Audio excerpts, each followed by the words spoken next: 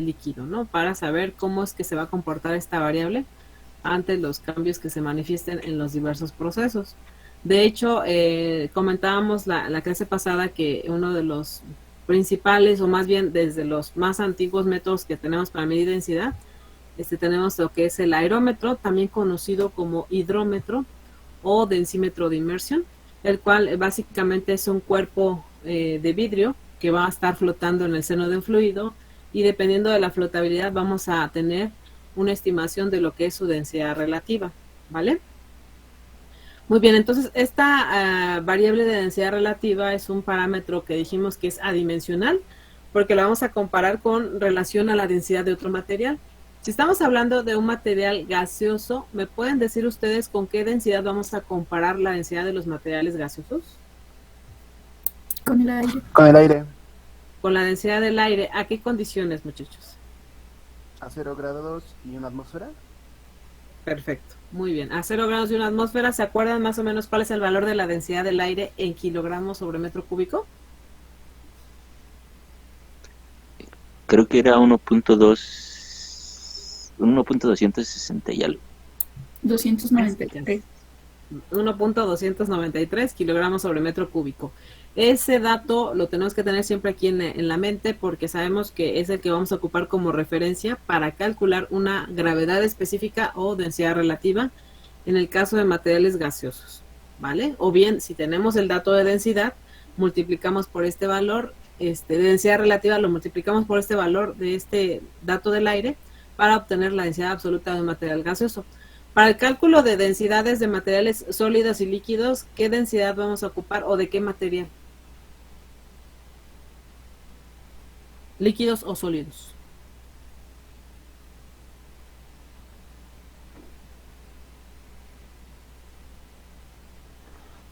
Del agua.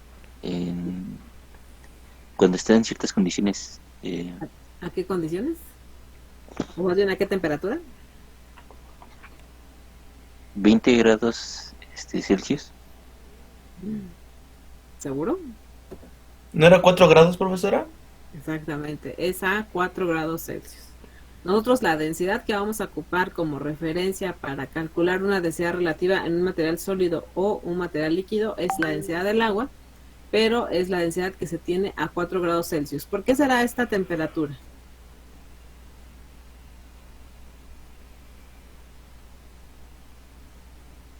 Es donde se tiene la densidad más alta, ¿no? Exactamente, es en donde se tiene el máximo valor de densidad del agua, ¿vale? Que dijimos que, ¿cuánto es en kilogramos sobre metro cúbico? 1000. 1000 kilogramos sobre metro cúbico. Muy bien, perfecto. Entonces, ya cuando empezamos a revisar los métodos, estudiamos lo que fue propiamente el aerómetro, y luego de ahí nos fuimos al de presión diferencial. Si no mal recuerdo, nos quedamos por aquí, ¿no? En el método de presión diferencial. ¿Sí lo estudiamos? Creo que hay. Sí, nos quedamos aquí, ¿no?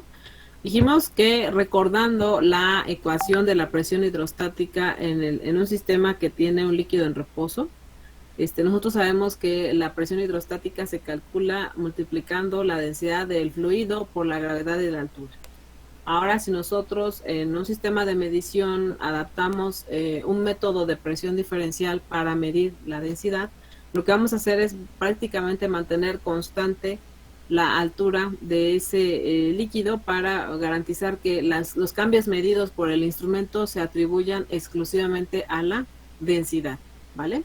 Entonces, este método que se acopla bien a recipientes cerrados o bien en tuberías verticales, nos permite determinar de manera indirecta, a partir de los cambios de presión, la densidad, ¿vale? Entonces, con la resolución directa en esta ecuación.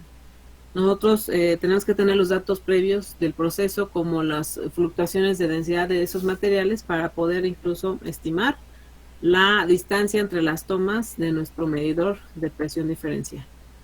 Entonces ya nosotros recordábamos que hay muchas compañías que tienen este tipo de medidores.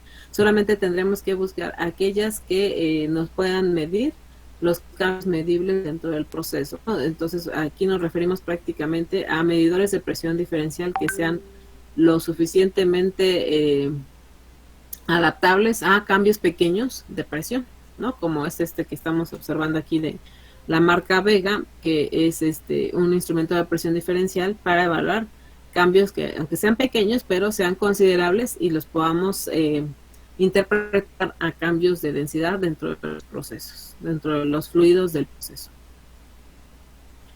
Incluso analizamos, si no mal recuerdo, esta parte en el caso de tener el reto de medir la densidad de un material que es muy viscoso o que es muy corrosivo. Bueno, podemos adaptar estos métodos que pueden, que consisten en lo siguiente, ¿no? Nosotros podemos adaptar 2 tuberías en un punto del proceso para que podamos extraer el fluido del proceso, y en esos puntos de esas tuberías colocar nuestro medidor de presión diferencial para evitar mucho contacto con un fluido que fuera mono o que llegara a ser muy viscoso nuestro medidor.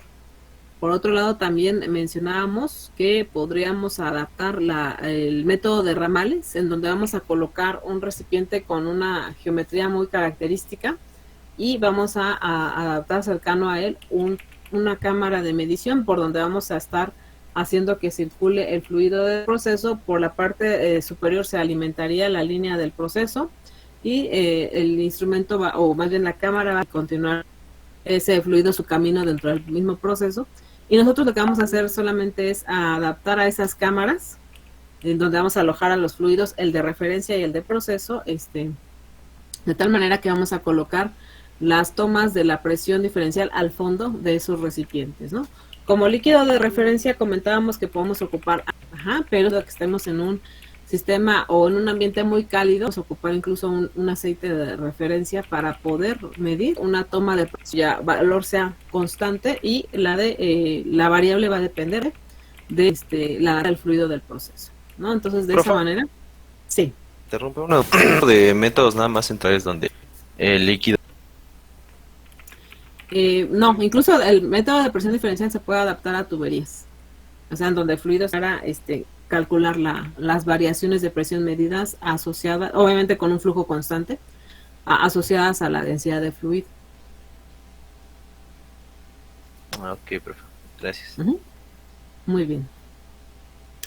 Ok, entonces aquí es eso, podemos adaptar esta medida a fluidos cuyas familias sean fluidos muy viscosos o bien fluidos que sean corrosivos, ¿no? Entonces, para evitar el mínimo contacto, podemos hacer esas adaptaciones al proceso.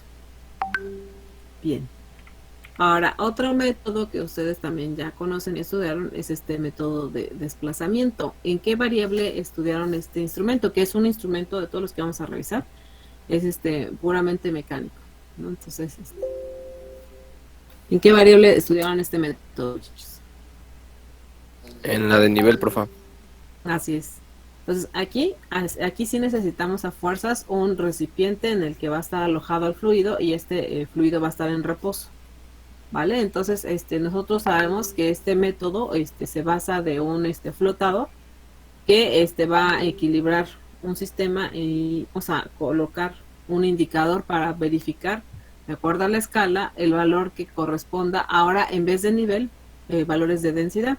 Obviamente, para que el instrumento solamente sea sensible a cambios de densidad, vamos a mantener siempre una altura constante. Entonces, eso es algo que tenemos que contemplar, y obviamente tenemos que reportar a qué temperatura se realizó esa medición, porque sabemos que la densidad, en el caso de los líquidos y los gases, obviamente, cambia con los cambios de temperatura, ¿no? Con los diferentes cambios de temperatura que se manifiestan en el proceso y en el ambiente, hay que contemplarlos para realizar la medición. Bueno, entonces en este sistema se emplea un instrumento de desplazamiento o barra de torsión parecido al utilizado en la medición del nivel de líquidos. El flotador va a estar totalmente sumergido en el líquido y está equilibrado exteriormente para que esté totalmente sumergido en el líquido y esté equilibrado, exteriormente, para que el par de torsión desarrollado represente directamente la densidad del líquido. Obviamente este instrumento solamente es un indicador. No podemos tener un transmisor que nos pueda enviar una señal para ajustar o a realizar un monitoreo continuo. Entonces aquí nosotros solamente vamos a poder verificar la medida y vamos a tener que hacer un registro para poder realizar el reporte de densidad. Estos instrumentos se diseñan para que su carátula ya especifique los valores de densidad correspondientes, ¿no? Y dependerá del fabricante el hecho de que ya tenga algunos diseños específicos para cierto tipo de fluidos, ¿vale? Muy bien, este método pues es muy económico, de los más económicos que vamos a encontrar en el mercado, de fácil instalación, pero hay un inconveniente que siempre hay que contemplar, tanto para medir nivel como para medir densidad. ¿Se acuerdan cuál es la limitante de este método de desplazamiento, muchachos? Aparte de que no generamos una señal, que ya dijimos que necesitamos a veces transmitir, ¿qué otra limitante puede tener este método?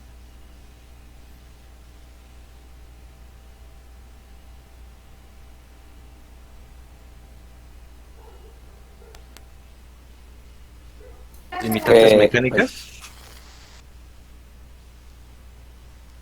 Bueno, No. yo iba a decir que no sirve para fluidos con turbulencia. Ok. El fluido tiene que estar estático, así es. Pero hay una característica en particular que hay que cuidar.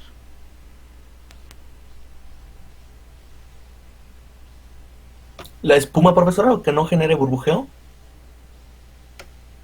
Que no se genere burbujeo. Otra propiedad, una propiedad del fluido que hay que analizar antes. Corrosión. Bueno, pues obviamente sí influye que se pueda desgastar el flotador, ¿no? Porque es la parte que va a estar en contacto con el fluido. Pero vamos a suponer que el flotador es resistente a la corrosión. Antes de ¿Pudiera la ser? corrosión. ¿Pudiera ser la viscosidad? Así es, muy bien.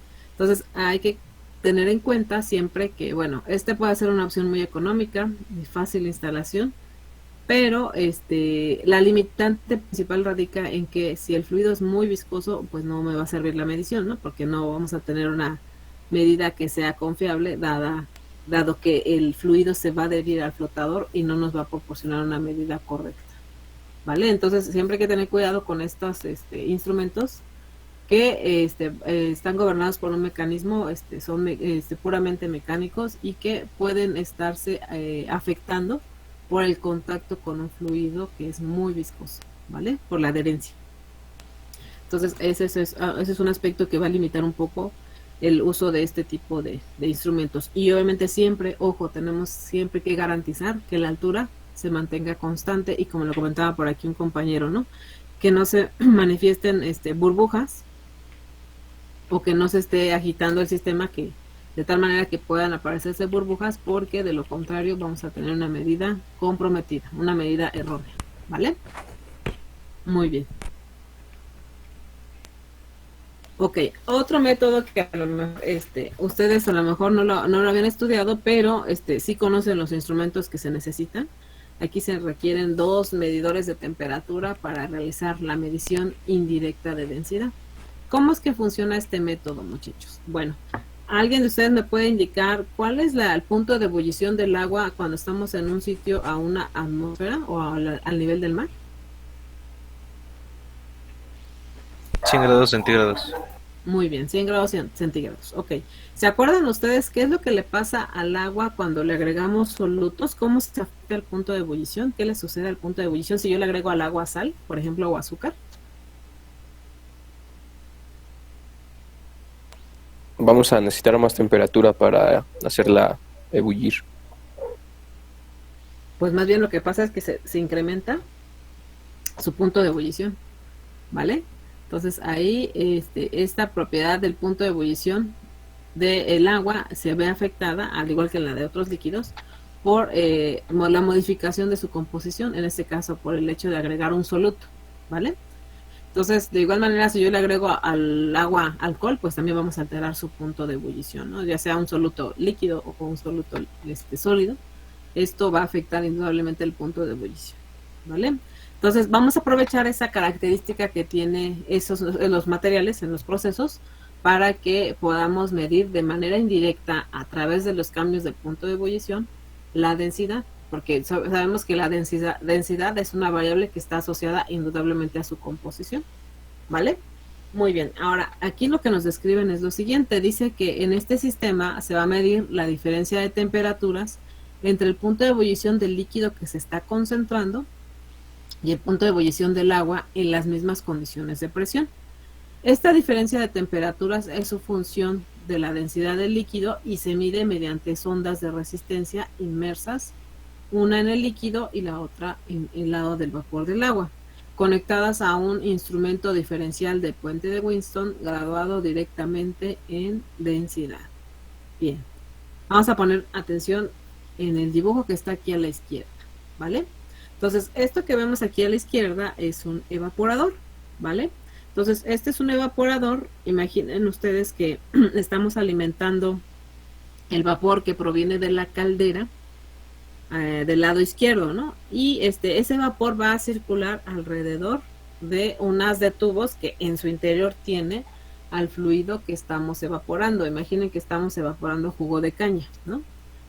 Entonces, este jugo de caña, pues entra a una cierta concentración de grados Brix cuando el jugo está fresco, que recientemente se ha extraído ese jugo de la caña.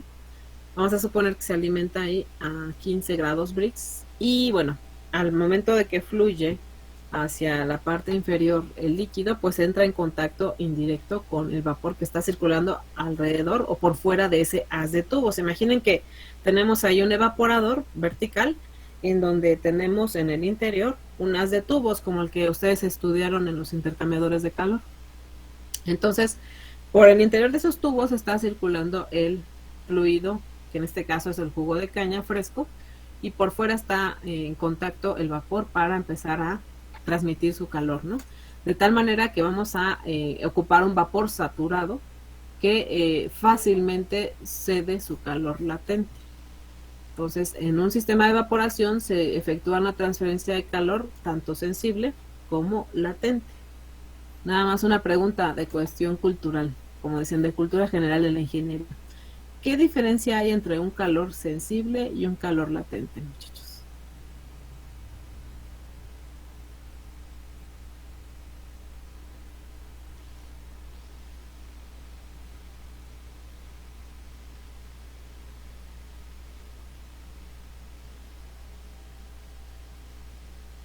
Que el sensible es el que causa el cambio de temperatura y el latente es el que hace que una sustancia cambie de estado.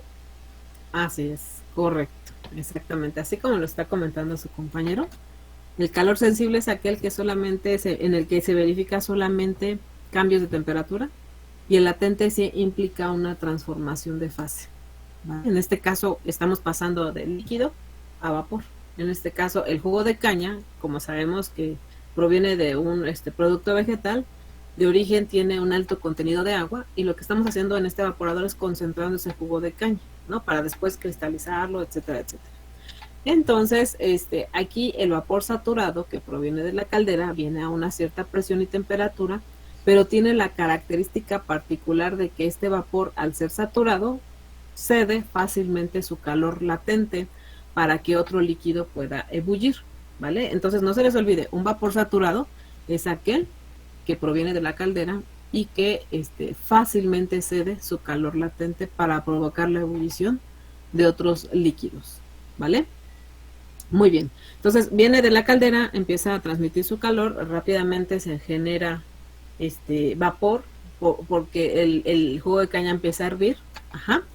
Y vean, nosotros vamos a colocar en la parte superior por donde se va a empezar a separar ese vapor y se va a trasladar hacia otro evaporador o bien se va a condensar. Vamos a suponer que aquí tenemos un evaporador, es de simple efecto este sistema. Entonces ese vapor se empieza a concentrar en la parte superior del evaporador y se empieza a retirar, ¿no? Entonces en ese punto donde estamos retirando el vapor, si ustedes se ponen atención, ahí tenemos representada una sonda de temperatura de referencia, le llaman, una sonda resistiva de referencia. Entonces aquí se colocaría un RTD, por ejemplo, ¿no?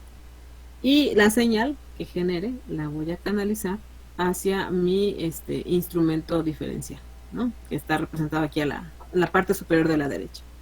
Bien, entonces, otra pregunta. ¿qué temperatura se manifiesta cuando está ocurriendo una transformación de fase?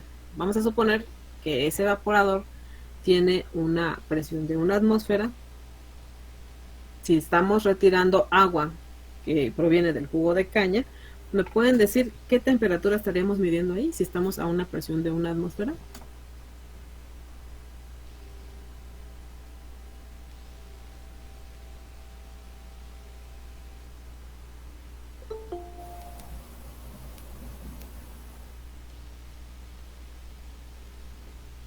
Serían 100 grados, ¿no, profa? Claro. Ajá. Entonces, ese calor latente precisamente se le llama latente porque cuando está ocurriendo esa transformación de fase, la temperatura es constante. Ajá. Entonces, ustedes podrán estar hirviendo agua, porque van a hacer el pozole, por ejemplo, de casa. Y la olla, la dejan, si la dejan así, hierve todo el tiempo. Si ustedes miden la temperatura del líquido, y el agua es pura, por así decir, no tiene nada de sal todavía. Ahí, si estuviéramos en la ciudad de, en un puerto, vamos a suponer que estamos en Veracruz, al nivel del mar, ahí mediríamos 100 grados Celsius. Y si ustedes midieran la temperatura en el vapor que se está retirando del proceso, también tendríamos una temperatura de 100 grados Celsius, ¿sí? Entonces, aunque ustedes hubieran evaporado más de la mitad del agua que originalmente había en esa olla, mientras ocurre esa transformación de fase, la temperatura se mantiene constante. Por eso se dice, o se le llama calor latente, porque aparentemente la temperatura no cambia. Sin embargo, ¿qué pasa si yo apago el fogón en ese momento? O si apago la estufa.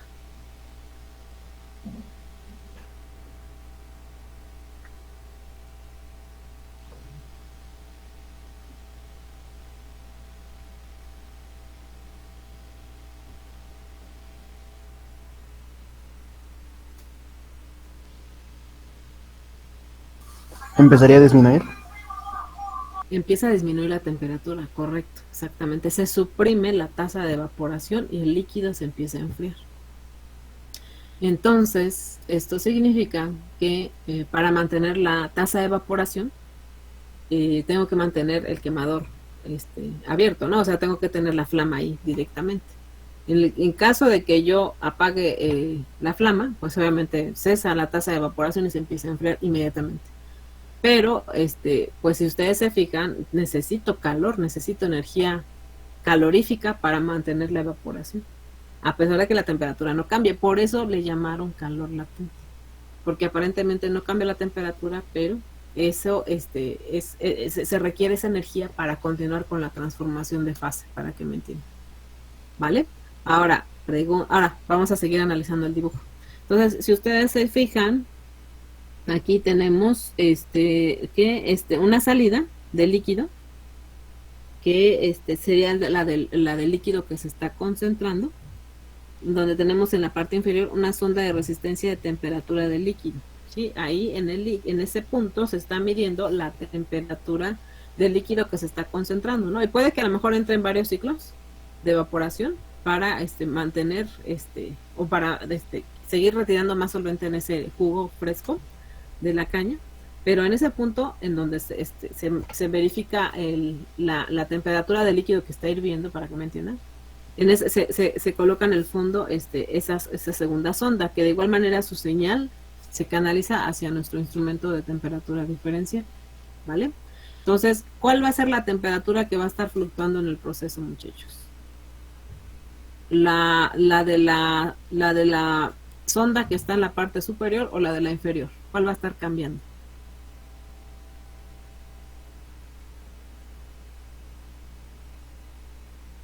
La de la inferior, por favor.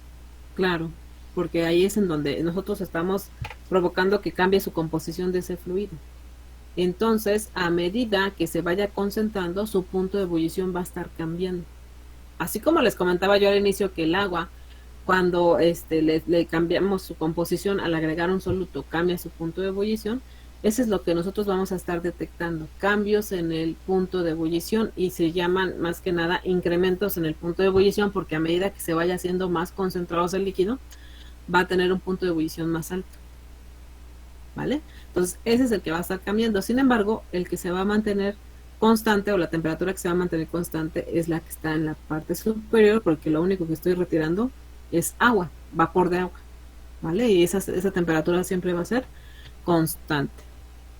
Entonces, repito, vamos a tener entonces una función que me relacione la densidad o los cambios de densidad con el punto de ebullición, cómo va siendo afectado a medida que se va retirando cada vez más solvente. Entonces, de esa manera o de manera indirecta, nosotros medimos cambios de densidad en los sistemas de evaporación que se asocian o se relacionan con los incrementos del punto de ebullición del líquido que se está evaporando, ¿vale? ¿Sí está claro, muchachos?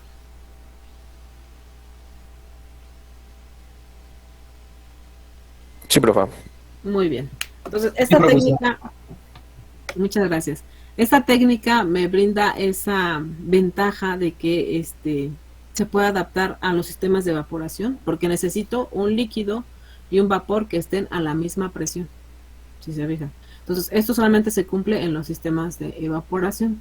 Este método solamente lo vamos a implementar en evaporadores, en el incremento del punto de ebullición. Y de hecho, ustedes van a analizar en octavo o en noveno, no me acuerdo en qué parte del temario viene, en la materia de control de procesos, una estrategia de control que se denomina tal cual, control basado en el incremento, o el sistema de control basado en el incremento del punto de ebullición, ¿vale? Y eso solamente se aplica, repito, en evaporadores. Es un método muy fácil de instalar, es económico, porque solamente necesito por ahí un instrumento de temperatura diferencial y necesito 2 RTDs prácticamente.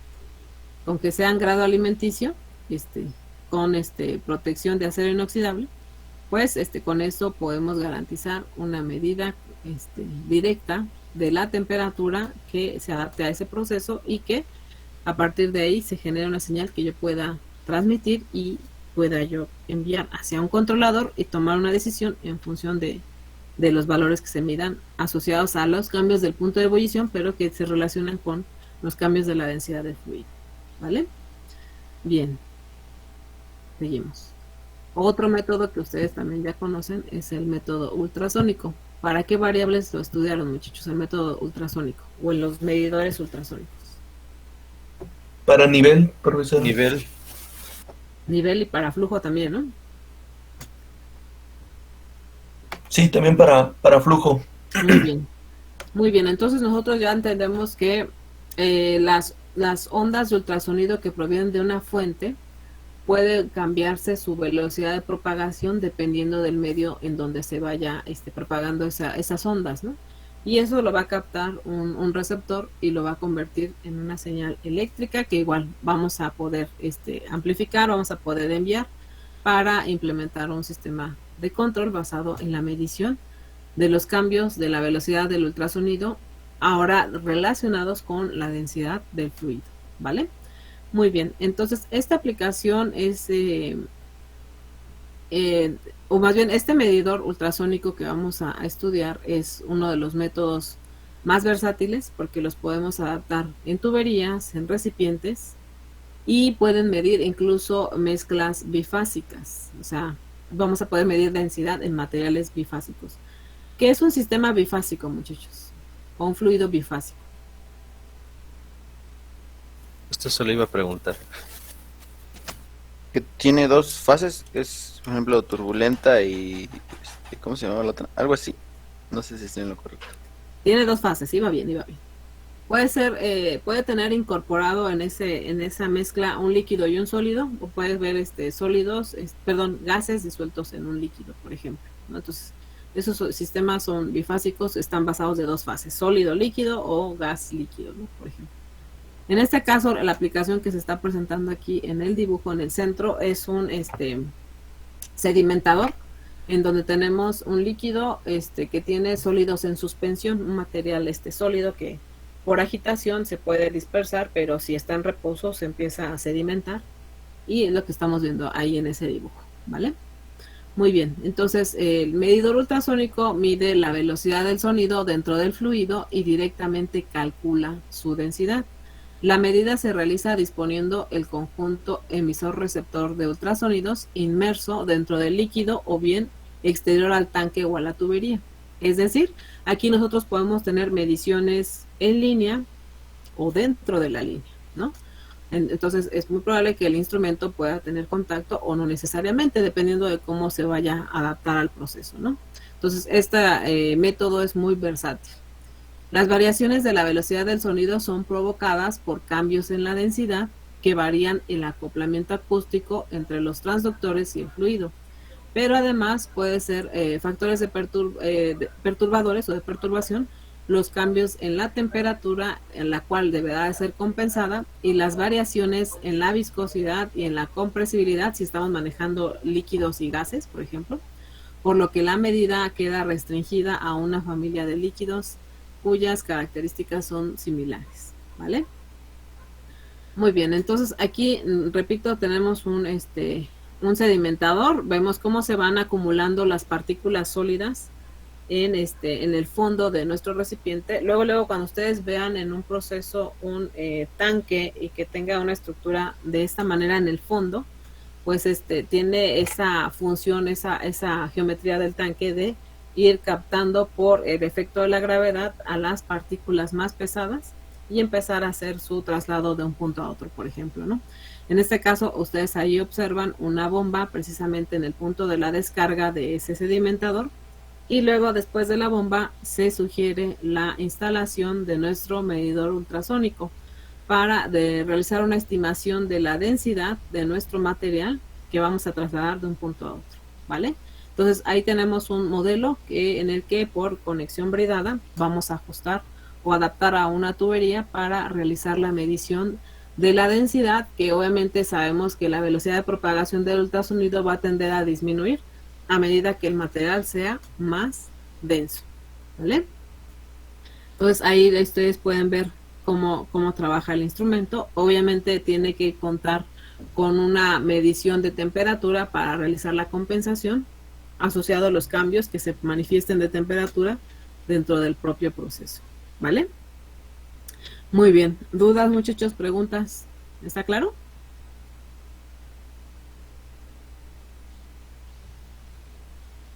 Sí, profe. Muy bien. Vamos a continuar entonces. Este método de ultrasonidos ya vimos que nos presenta diversas ventajas. Podemos tener mediciones en la línea, sin contacto o bien con contacto, mediciones inline. Además de que se adapta a condiciones específicas en donde tenemos fluidos bifásicos que podemos tener, en donde tenemos mezclas sólido-líquido o mezclas gases-líquido, ¿no? Pero hay que tomar en consideración esos aspectos que se mencionaban respecto a las variaciones de viscosidad y compresibilidad para ese tipo de sistemas. A diferencia de todos los instrumentos que hemos revisado, pues obviamente este es de los más caros, el método ultrasónico. Ya nosotros vimos que el incremento de punto de ebullición es específico para evaporadores, pero suele ser muy económico.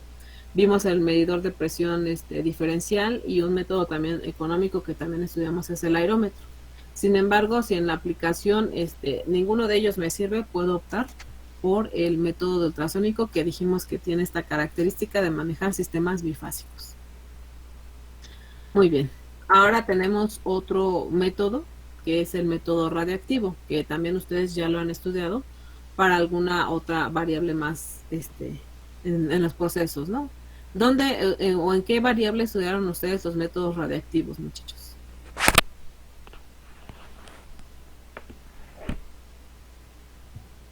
También en nivel, profe. Para nivel, ¿no? Principalmente también se puede emplear para incluso nivel en materiales sólidos, ¿no? Donde tenemos ahí recipientes, a lo mejor por la forma irregular es complicado medir el nivel, entonces el método radiactivo ahí puede funcionar bien, ¿no? Porque hace un barrido de la superficie de ese material que está depositado y que tiene está en una fase sólida, ¿no? Muy bien, entonces el método radiactivo se basa en la determinación del grado con el que el líquido absorbe la radiación procedente de una fuente de rayos gamma. La radiación residual entonces es medida con un contador de centelleo que se basa de un material semiconductor que suministra pulsos de tensión cuya frecuencia es inversamente proporcional a la densidad. La intensidad entonces de la radiación captada a través del fluido va a resultar o va a describirse por esta ecuación.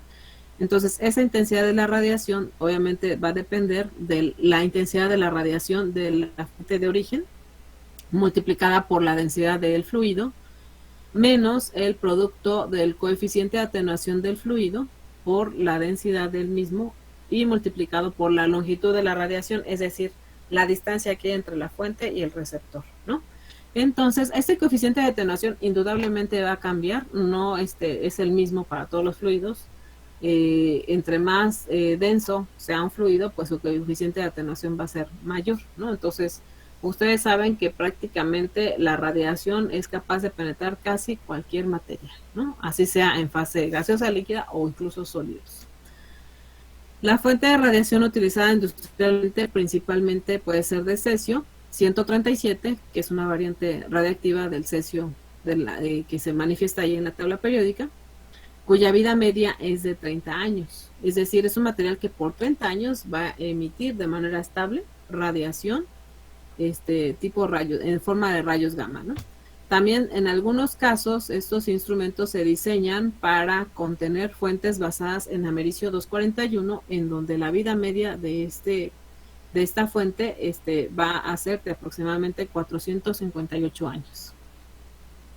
¿Vale? Entonces ahí vemos las principales fuentes que se emplean para la medición de la densidad en ese tipo de instrumentos. Entonces, prácticamente, si ustedes recuerdan, ¿quiénes fueron los que descubrieron las propiedades de los materiales radiactivos, muchachos? ¿Se acuerdan quiénes fueron esos científicos? ¿No fue Marie Curie, profesora, y su esposo? Pierre, así es. Muy bien, fueron de los primeros que empezaron a estudiar, empezaron a hacer, ¿cómo le llaman? Purificación de esos materiales. Los empezaron a estudiar y bueno, gracias a ese hallazgo, pues ellos fueron acreedores a incluso 2 premios Nobel, ¿no? Uno de física primero y luego el de química. Ahí les recomiendo, banda, por ahí en Netflix una película de Marie Curie, que bueno, trata un apartado de su vida, pero bueno, ahí si les llama la atención, está muy recomendable, ¿no? Fueron de las primeras mujeres que empezaron a incursionar en un mundo que estaba predominado por hombres. Y esto apenas ocurrió el siglo pasado, muchachos. Estamos hablando del inicios del siglo XX. Fue de las primeras mujeres que incursionó en la investigación en una manera, con una presencia internacional muy importante. Y pues ella era de origen polaco, ¿no? Y se fue a trabajar a Francia y fue de las primeras mujeres en tener laboratorios a su cargo en la Universidad de la Sorbona de París, que es una de las más importantes en esa zona de Europa. Y bueno, pues fue una mujer que destacó por sus trabajos y su astucia, ¿no? Era una mujer muy, muy brillante. Entonces ahí les recomiendo que vean la película si tienen por ahí un ratito, está bastante interesante. Muy bien, entonces, ¿cómo está constituido físicamente este instrumento, muchachos? Bueno, aquí nos muestran un dibujo en donde vemos en la parte superior la fuente, luego vemos aquí un círculo que vendría representando un corte de la tubería, que básicamente saldría hacia ustedes o detrás de su monitor, y tenemos en la parte inferior un detector, que dijimos que es un contador de centelleo, que está basado en un material semiconductor, que es capaz de generar señales eléctricas por contacto con radiación, ¿vale? Entonces, el instrumento consiste en una tubería o en un tanque en el cual pasa el líquido, con la fuente blindada dispuesta en la parte exterior de la tubería o del tanque y con el receptor de la radiación instalado en la parte opuesta, ¿no? O sea, de frente a la fuente. Las conexiones eléctricas del receptor van a un registrador o a un controlador situado en un panel de control. Entonces, podemos encontrarlo de esta manera, como se ilustra en el dibujo, en donde prácticamente el instrumento abraza a la tubería, o bien podemos acoplarlo por conexión bridada, como se ilustra aquí en la fotografía del centro, ¿vale? Entonces, la pastilla del material radiactivo prácticamente aquí en esta fotografía estaría en la parte inferior, y del lado opuesto tenemos lo que es el receptor, ¿no? Entonces, ahí vemos una forma en la que pudieran conectar el instrumento al proceso.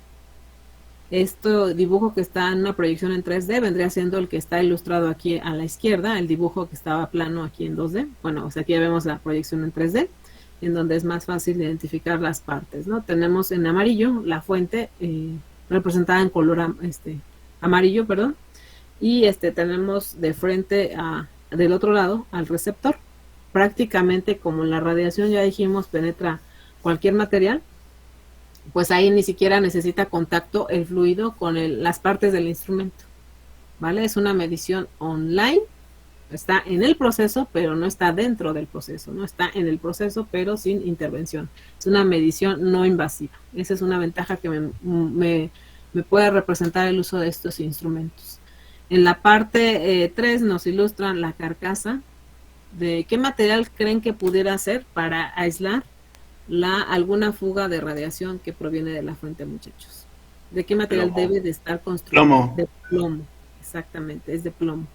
Porque es uno de los materiales que por su densidad, pues de alguna manera frena la propagación de la radiación, ¿no? Entonces, efectivamente, este instrumento se tiene que diseñar con una carcasa interna de plomo para evitar propagación de radiación fuera de él. Entonces, aquí el instrumento, dijimos, abraza la tubería y del lado opuesto ya tenemos colocado nuestro contador de centelleo, el cual generará una señal eléctrica que podemos enviar hacia un controlador y en función de la densidad implementar un lazo de composición, en este caso de densidad, ¿no? Muy bien, entonces uno de los fabricantes que ofrece mediciones de densidad basado en métodos radiactivos es Endres & Hauser. Si ustedes ahorita después de la clase se meten a la página, busquen los densímetros radiactivos, bajen de pura casualidad o de pura curiosidad las especificaciones de estos equipos, y uno de los aspectos que hay que considerar a la hora de instalarlos es el peso que tienen. Ajá. Más o menos, ¿a ustedes cuánto le echan en peso a un densímetro de este tipo, muchachos? De los que maneja Endres. Obviamente los pueden mandar a construir para medir la densidad en diversos diámetros de tubería, pero por ejemplo vamos a echarle, no sé, unos 4 pulgadas de diámetro, 5 pulgadas. ¿Cuánto creen que llegue a pesar un instrumento que mida densidad de tipo radiactivo?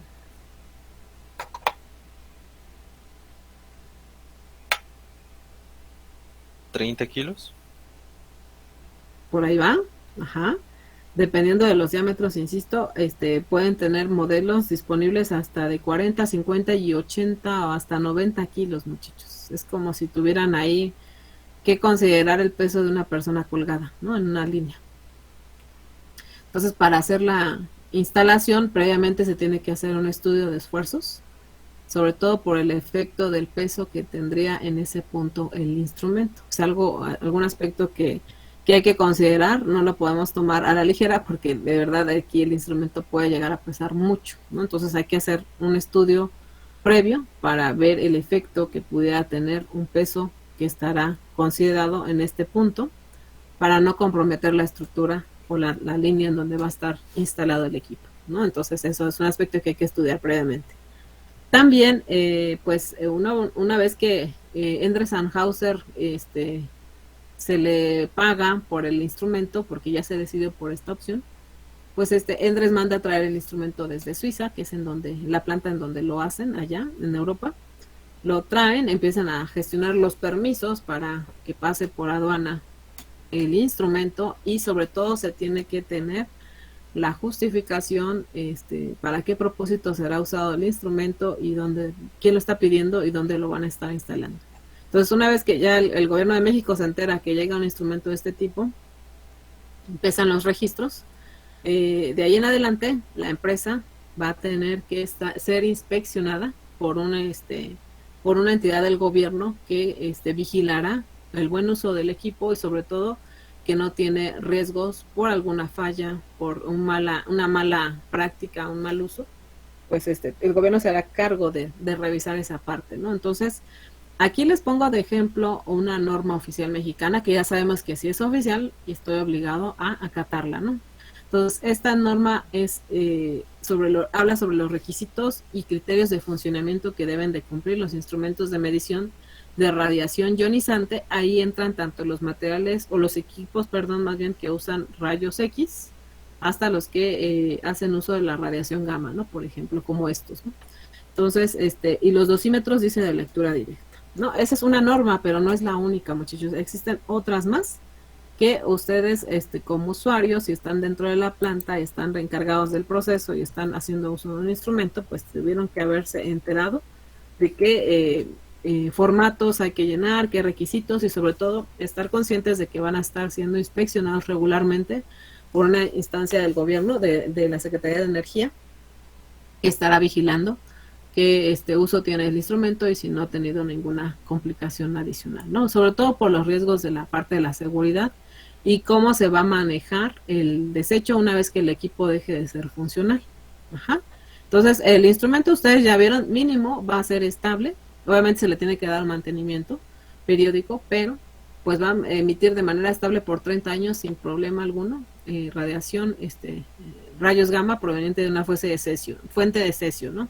Radiactivo. Entonces, sin embargo, si en algún momento dado ya se termina la vida útil del equipo, pues se tiene que canalizar a una instancia que se haga cargo del manejo de residuos radiactivos, porque pues estos materiales, a pesar de que en su vida útil emanan establemente esa radiación, pues no dejan de emanarla, o sea, tardan muchos años en dejar de ser peligrosos, ¿no? Entonces, sí es complicada el confinamiento y el manejo de este tipo de residuos, pero alguien lo tiene que hacer también, ¿no? Entonces, este es un aspecto que hay que considerar, no es tan fácil, son instrumentos que además de todos los que vayamos a revisar, estos son de los más caros que existen. Sin embargo, ¿en qué tipo de industrias se suelen ocupar, muchachos? ¿A dónde les dijeron ustedes que se suelen ocupar estos instrumentos? ¿En qué tipo de industrias? Petroleras y gas, ¿no? Que son las que tienen como más recursos, según yo. Por el tipo de ¿cómo se llama? De sustancias que manejan. Exactamente, está principalmente la industria petrolera, muchachos, es de los que más ocupan ese tipo de medidores para el caso de densidad. Entonces, si ustedes llegan a trabajar en alguna compañía que asista a Pemex en la parte de exploración, de extracción, en las, ¿cómo se llaman? Las plataformas de extracción, muchachos, ahí van a encontrar, perdón, este tipo de medidores. ¿Dónde más? Pues en las refinerías, ¿no? Donde estamos procesando los hidrocarburos, pues este instrumento me brinda la ventaja de no, ¿cómo se llama? Pues si se fijan, la instalación no es complicada, perdón, y además es de fácil instalación, ¿no? O sea, no está complicado. Sin embargo, sí hay que tener las precauciones y los registros correspondientes para evitar algún problema o de alguna índole relacionada a sanciones por el hecho de no tener un buen uso y un buen registro del instrumento, ¿vale? Entonces, principalmente, como lo comenta su compañero, en la industria petrolera, y no solamente están los densímetros, hay otros analizadores que vamos a estudiar ahorita en esta unidad también, que también se basan de materiales radiactivos y que van a estar presentes en algunas otras industrias como la papelera, pero bueno, ya en su momento lo tocaremos ese tema, ¿vale? Pero mientras, así de cajón, grábense que este instrumento se emplea principalmente en la industria energética o donde vamos a procesar hidrocarburos. Muy bien. Profe, una pequeña pregunta. Sí. Si por X o Y razón se me ocurriera poner un radiactivo en la industria alimenticia, ¿se podría? No, porque aquí sí es ¿cómo se llama? Sobre todo el especialista, ¿no? La persona que te vaya a auxiliar, que te diga cuáles son los principales usos de ese instrumento, pues el primero que te diga que no, sería el especialista, ¿no? Para alimentos no vamos a ocupar otras opciones más seguras. De hecho, les he de comentar, muchachos, también que, no sé si ya se los había platicado, pero bueno, se los comento. Los condimentos en polvo que maneja la industria alimenticia son esterilizados en una planta que está aquí en Toluca, que pertenece al Instituto de Investigaciones Nucleares en México. Ajá. Esta planta da el servicio de que se esteriliza todo material que va a consumir la industria alimenticia e incluso la industria farmacéutica. Ajá. guantes de látex que se ocupan para las cirugías que son estériles, pasan por esa planta, lo mismo los condones también. Entonces, hagan de cuenta que ahí hay una banda de transporte por donde van a pasar, por ejemplo, los costales, imagínense de algún chile en polvo que maneja Barcel, que maneja Sabritas, ¿no? Estos condimentos que vende McCormick para estas empresas, pasan por esa planta de esterilización, ¿no? Entonces, hagan de cuenta que es una banda de transporte, hay una cámara con carcasa de plomo evitando que se disipe la radiación que emana una barra de cobalto que manejan ahí en el interior del punto en donde se va a hacer la esterilización. Entonces, bueno, de hecho creo que son 2 barras, ¿no? Entonces, estas 2 barras emanan radiación y al momento que circula el producto por ahí, el tiempo de contacto es suficiente para matar cualquier forma de vida que había ahí.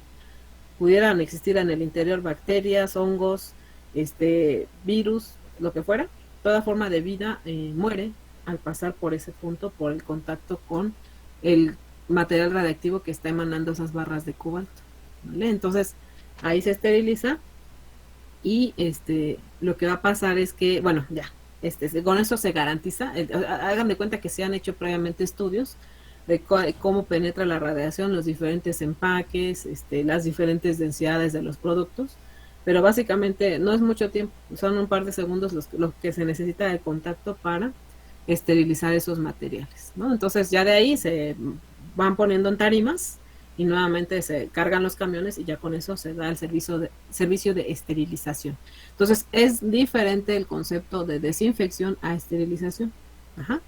Una esterilización solamente a lo mejor va a reducir la carga microbiana, va a desactivar las bacterias, los hongos, etcétera, pero no te garantiza que todo lo que estaba ahí en la superficie muera, ¿no? De hecho, casi no hay ningún punto del planeta que no tenga virus o bacterias u hongos, ¿no? Siempre va a haber bichos en el ambiente, pero los métodos de esterilización garantizan que van a matar toda forma de vida. Y uno de los métodos que se puede ocupar son métodos radiactivos para esterilizar, repito, alimentos y esterilizar o ingredientes que se ocupan para los alimentos y desinfección de productos quirúrgicos y de uso para la industria farmacéutica, ¿no? Entonces, es eso, un servicio de esterilización que brinda el Instituto de Investigaciones Nucleares. También ellos hacen otras pruebas en otros laboratorios para, les comentaba también yo, ¿no? Que para analizar el efecto del paso del tiempo en los materiales, le llaman pruebas de envejecimiento acelerado, en donde van a colocar las partes de un producto para ver cómo se va a comportar en el tiempo. Entonces, estas pruebas, en vez de llevarte 15, 10 años para saber qué le va a pasar a tus materiales después del paso del tiempo, en la radiación, hagan de cuenta que la agresión hacia los materiales es tanta que provoca efectos o cambios en sus superficies similares a las que puede ocurrir con el transcurso del tiempo, ¿no? Pero estas pruebas se llevan a cabo en lapsos de minutos para ver cómo va a comportarse su material. Es como una proyección de cómo se va a envejecer ese material. Entonces, eso, esas pruebas las puede mandar a hacer, por ejemplo, la industria automotriz para saber cómo se van a comportar los nuevos componentes que van a considerar o si van a cambiar de proveedor, que alguien más les haga a otras partes de los componentes que lleva en el interior un automóvil o por el exterior. Entonces, esas pruebas las pueden mandar a hacer ahí también, con el uso de materiales radiactivos, ¿no?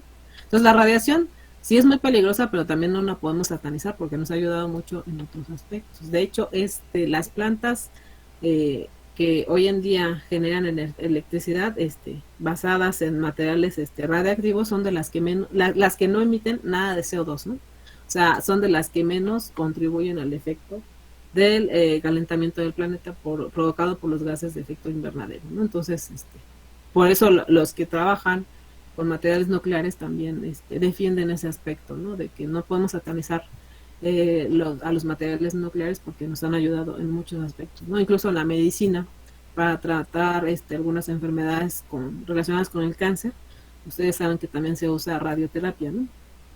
Entonces, pues la radiación está ahí.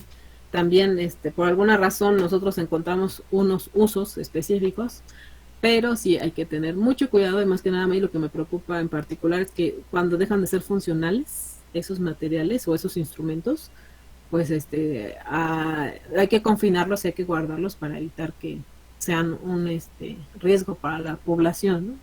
Ustedes supieron lo que pasó con el accidente de Chernobyl, con el accidente de Fukushima hace poco en Japón, hace 10 años, ya va a ser 12 creo.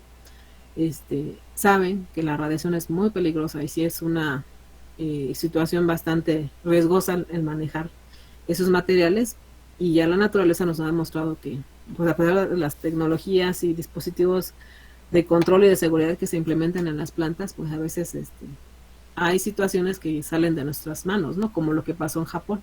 Entonces, si les llama la atención estos temas, muchachos, también hay una serie muy buena de Chernobyl, de la que pasó en el accidente, para que nos sirva como reflexión, ¿no? Porque realmente, pues el ser humano, a pesar de los desarrollos tecnológicos que se dieron mucho en el siglo XX, seguimos aprendiendo, ¿no? De todo ello, y no ha sido suficiente los esfuerzos que han hecho diversas naciones para tratar de no agredir tanto a nuestro planeta, ¿no? Entonces, ustedes en las noticias se han de haber enterado que hace un par de años le pusieron un sarcófago a la zona en donde explotó uno de los reactores allá en Chernobyl, que es en donde principalmente se sigue emanando muchísima radiación y se va a seguir emanando por muchos siglos, pero una forma de frenar un poco esa fuga de radiación que se sigue dando, fue colocando un sarcófago de plomo, precisamente. Y a pesar de ello, se han visto documentales muy interesantes de que la naturaleza se abre paso, ¿no? Y de verdad se han detectado especies mutantes que habitan en las zonas aledañas a la planta de Chernobyl, que han sobrevivido y se siguen desarrollando, a pesar de que son radiactivos esos animales, esas especies vegetales, y sin embargo la vida se abre paso, ¿no? Entonces, está bien interesante esto tema, pero bueno, ustedes más documentales e incluso pueden recomendar otros más por si les llama la atención, ¿no? Muy bien, entonces esto de lo que pasó con Chernobyl, ahí les echaron la culpa a los del cuarto de control, pero bueno, es una situación que la falla me parece que vino desde diseño y se le salió por ahí una prueba de control, y bueno, pues ahí tenemos la consecuencia que estaremos pagando por muchos siglos de ese mal manejo y una mala decisión tomada en ese momento para esas pruebas, ¿no? Y lo que pasó con Fukushima pues fue por el efecto de un maremoto que hubo también, que desestabilizó a los reactores, y también ahí hubo un accidente que también Japón no ha querido hablar mucho, pero seguramente hay bastantes reportajes que hablan al respecto, que nos tienen que ayudar a concientizarnos y sobre todo como reflexión para que podamos mejorar nuestros sistemas de seguridad y de control para ese tipo de plantas. Muy bien. Ok, entonces ahora ya que estamos entrando en la familia de instrumentos que entran dentro de los grupos pares, emisores, receptores, ya vimos el ultrasónico, ya vimos el radiactivo. Aquí vamos a analizar otro instrumento que se denomina refractómetro, ¿vale? Entonces se basa de los cambios del índice de refracción que sufren los materiales en función de su composición o densidad, ¿vale? Entonces, ¿alguien me recuerda qué es la refracción? ¿O cómo se describía la refracción cuando estudiaron lo de los fenómenos de la luz? Cuando estudiaron en primeros semestres en física.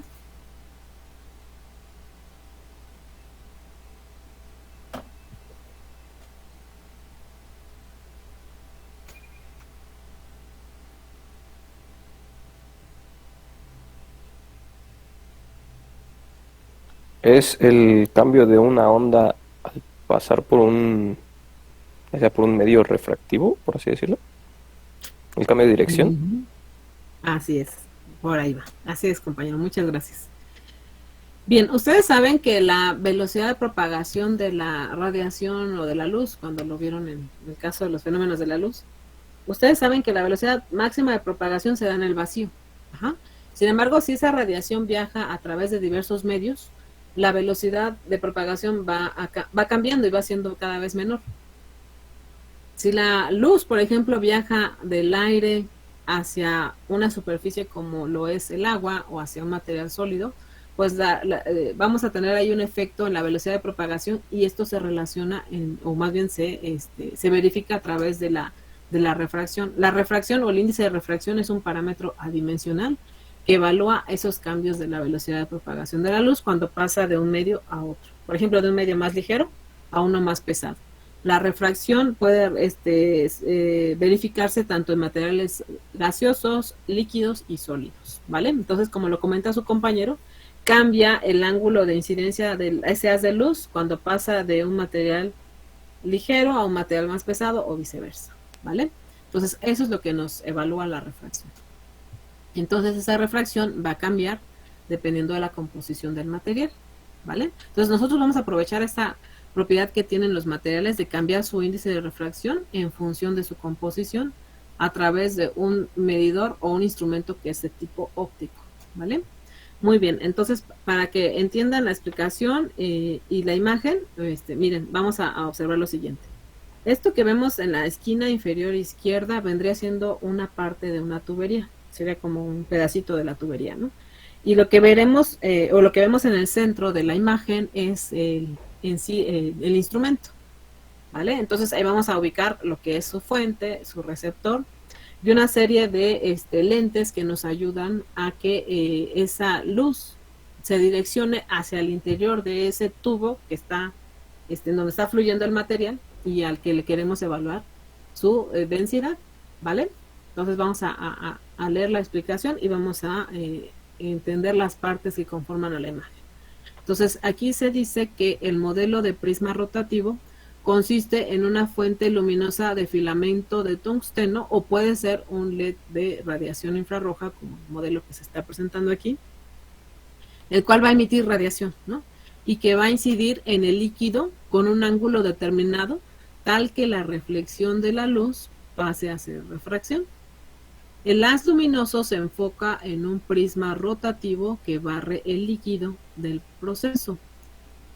La refracción que se presenta cuando el rayo luminoso incide con el ángulo crítico se detecta con una celda fotoeléctrica que obviamente va a convertir esa señal de luz en una variable eléctrica que podremos amplificar para su registro o bien que podemos considerar para el control correspondiente basándonos de la densidad, ¿no?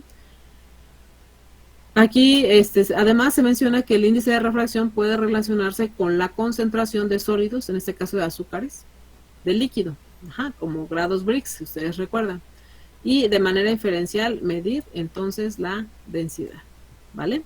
Entonces, ahora, fíjense, veamos las partes que nos indican en el dibujo, ¿no? Entonces, del lado derecho tenemos un LED de radiación infrarroja, y este LED emite una cierta cantidad de luz que mediante unos lentes vamos a concentrar ese haz de luz para que esa radiación pase a la superficie de la tubería y en este caso pueda penetrar para que posteriormente la luz que se refleje mediante el prisma rotativo se pueda refractar y pueda direccionarse esa luz que va a rebotar, por así decir, hacia nuestro detector. Ojo, también, obviamente imaginen que nosotros estamos aquí en esta tubería haciendo la adaptación para que el instrumento haga la medición, de tal manera que no nada más se monta el equipo sobre la tubería. Obviamente la luz no es como la radiación, no puede penetrar el acero inoxidable. Por ejemplo, si estamos haciendo este análisis para una empresa alimenticia donde vamos a procesar jarabes, por ejemplo. Entonces, imaginen que vamos a medir ahí. Obviamente, pues el acero inoxidable no lo puede penetrar ni la luz de radiación infrarroja ni la luz visible. Entonces, hay que hacer una adaptación, hay que perforar la tubería y colocar, por ejemplo, una ventana de cuarzo. El cuarzo, si es un material que es penetrado por la radiación infrarroja o que puede ser penetrado por la luz visible, entonces ahí sí me va a permitir ese material tener como que una ventana transparente para que la luz se pueda interactuar con el fluido que está circulando en la tubería, para que me entiendan, ¿no? Entonces, esa adaptación se tiene que hacer para que el instrumento pueda trabajar o pueda funcionar, ¿vale? Entonces, ya dijimos, repito, tenemos por un lado nuestra fuente de emisión de radiación, la cual vamos a concentrarla a través de unos lentes para direccionarlo hacia el paso del punto en donde vamos a hacer que tengamos una ventana de cuarzo ahí para que la luz pueda penetrar, interactuar con el material y la luz que se pueda reflejar la vamos a convertir en luz refractada mediante un prisma rotativo para que ese haz de luz que se capte se pueda direccionar hacia nuestro detector que está del lado de la izquierda, si ustedes ya lo vieron, ¿vale? Entonces, de esta manera ese instrumento realiza la medición del índice de refracción para poder medir de manera indirecta entonces la densidad del fluido que está circulando en ese punto. Bien, no sé si quedó claro, muchachos, o hacemos la explicación otra vez, o ustedes díganme.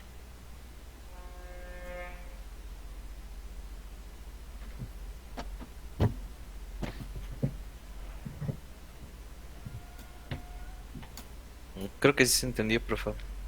¿Se quedó claro? Bien, de todos modos este tipo de instrumentos a detalle, con más detalle, los vamos a revisar en la unidad 4, en donde estudiaremos instrumentos basados en la medición de energía radiante. Sin embargo, esto es para que se den un panorama de que también existen estos instrumentos que nos ayudan a medir los grados Briggs o de manera indirecta la densidad de los fluidos en los procesos. ¿Vale? Muy bien, jóvenes, pues les agradezco su atención a la clase del día de hoy. Vamos a continuar con la presentación el próximo miércoles, y si tienen alguna duda respecto a la tarea que ya dejé para el miércoles, que es sobre los problemas, pues lo checamos también el mismo miércoles. Por ahí les hace falta una ecuación, y déjenme de una vez les digo en qué diapositiva es. En esa diapositiva, ahí no me acuerdo cuál es la número 24. Esta ecuación de Hagen-Poiseuille nos permite calcular a partir de los datos de cambios de presión la viscosidad de los fluidos, ¿vale? Entonces, ahí si ven un problema en donde hacen alusión a la ecuación de Hagen-Poiseuille, pues ahí tienen que irse a la diapositiva 24 que ustedes ya tienen en el Classroom, ¿vale? Pues bien, jóvenes, les agradezco su asistencia a la clase del día de hoy. Nos saludamos el próximo miércoles.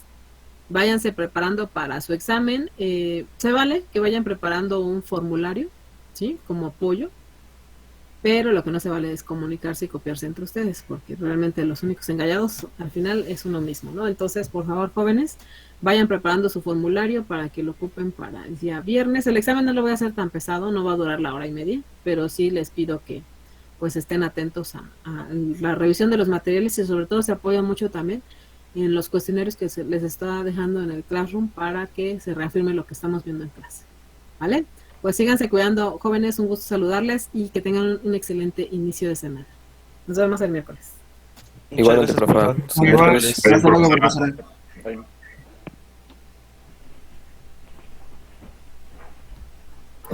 Oiga, profe. Sí. Ya no le dije, pero yo la neta sí me quedaron dudas con el cuestionario.